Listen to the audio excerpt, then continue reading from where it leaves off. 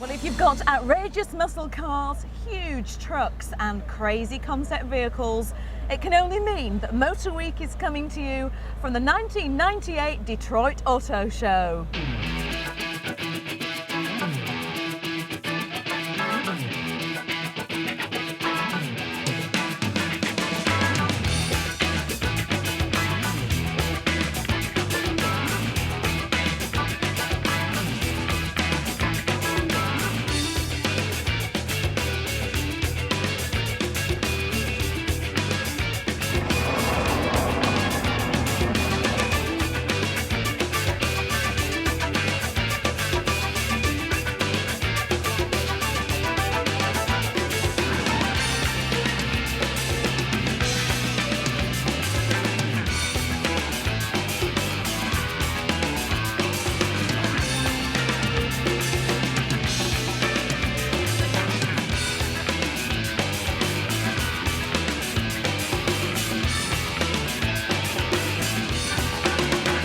For those of you who thought the Millennium Bug had something to do with computers, then I've got a bit of news for you.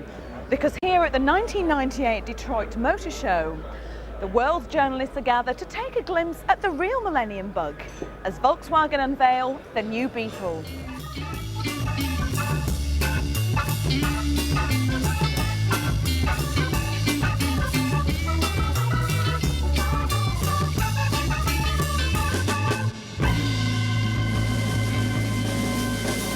Can I ask you about pricing, because we know it's going to be $15,200. How much will we expect to pay when it hits the UK? Yeah, we haven't fully established pricing and specifications for the UK, but as a guide, I think you can take it that it'll be just slightly more expensive than the equivalent engined Golf, probably starting around £14,000.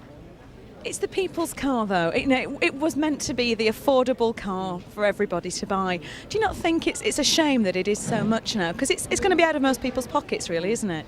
The new Beetle is a different car from the old Beetle. It's a new car for modern times. What it does carry over from the old Beetle, though, are the integrity of its structure, the safety, rigidity, reliability, those things that made the Beetle a success in its day. It was quite extraordinary in the press conference. There was an announcement made that it would be available here in the UK in spring, but it would be exported to the UK later in the year. Why is that? I mean, it's a European car. Why is it not being built in Europe? The new Beetle is primarily to re-establish Volkswagen's presence to the American market, and if you remember, in January '94 a concept was presented to the public. It was a concept vehicle, a genuine concept vehicle. There was no intention then of building it, and the reaction and the marketing studies were so positive that the car is now going on sale.